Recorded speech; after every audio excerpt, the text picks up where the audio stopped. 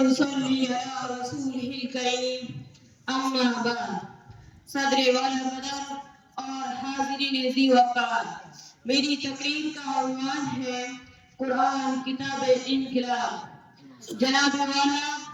آج سے 14 صدیاں پہلے کا منظر ہے خطہ عرب ہند کی تاریخ میں ڈوبا ہوا تھا خطہ عرب ہند کیا پورا عالم انسانیت لامتناہی اندھیروں میں روشنی کی ننھی سی کرن کے لیے تڑپ رہا تھا پھر اولا قدر ایک زمانے نے تاریخ کا سب سے بڑا حیرت انگیز منظر دیکھا کہ اسی سرزمین وحشت پر انسانیت نوازی کا آفتاب طلوع ہوا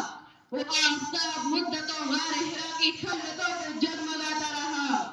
کہ اسی شان سے کوہ فاران پر ذوفغن ہوا کہ زمانہ پکار اٹھا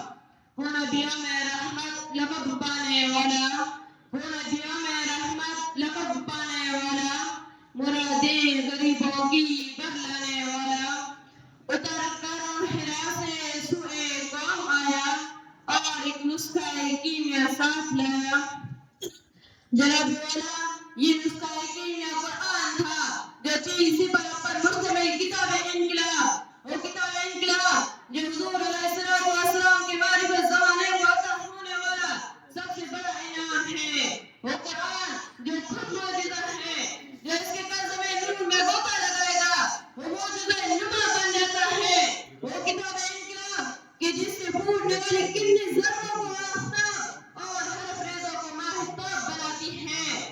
جناب والا کتاب انقلاب سے انقلاب برپا کرنے کے لیے ایک دائی انقلاب کی ضرورت تھی وہ دائی انقلاب جو ذات مصطفیٰ علیہ السلام تھی وہ کتاب انقلاب کی کھت و کھا میں اس طرح ڈل گئی کہ قرآن ناطق ہو گئی یہ قرآن ناطق اس طرح جامع اور اکمل تھا کہ اس کے خالق نے اسے سب سے بڑا نمونہ عمل قرار دے دیا خالق کائنات نے لا رب ولا یابس الا فی کتاب مبین فرما کر اس کتاب انقلاب کی ہماگیری اور جامعیت کا اعلان فرما دیا صدر ذی وقار ایک طرف کتاب انقلاب تھی اور دوسرا دائی انقلاب کا کردار جو بھی دامان رسول سے وابستہ ہوا قرآن کی سانچے میں ڈھل گیا عظیم ترین انقلاب فتوح بننے لگے ظلمتیں چھٹنے لگی انوار توحید بننے لگے حق کی پہچان ہوئی باطل سے نگاہ ہو گیا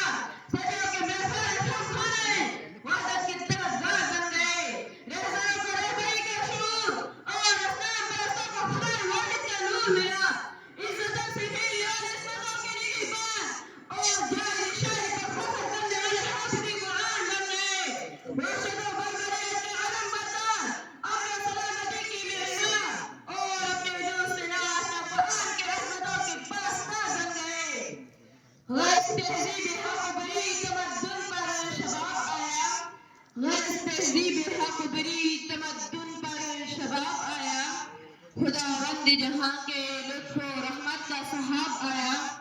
خدا بدلی جہاں بدلا خدا کا انتخاب آیا کتاب انقلاب آئی تو ہر سو انقلاب آیا